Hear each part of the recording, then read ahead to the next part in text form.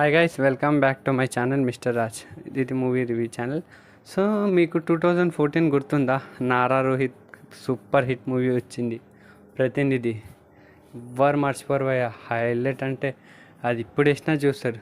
So దీనికి సీక్వెల్గా ప్రతినిధి 2 అనే సినిమా రిలీజ్ అయింది భయ్య. అది మొన్న చూసా భయ్య. అసలు దాని రివ్యూ చెప్తున్నా.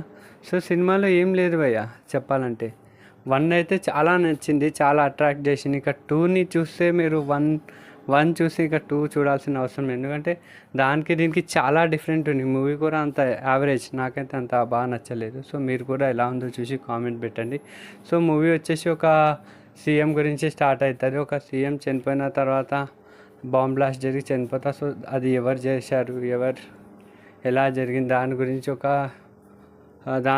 దాని మీదనే స్టోరీ లైన్ అనేది నడుస్తుంది భయ్య. సాంగ్స్ కూడా వరస్ట్ సాంగ్స్ భయ్య. సాంగ్స్ కూడా అంతేం బాగాలేదు. డైరెక్షన్ ఇంకొంచెం చేస్తే బాగుండేది అనిపించింది.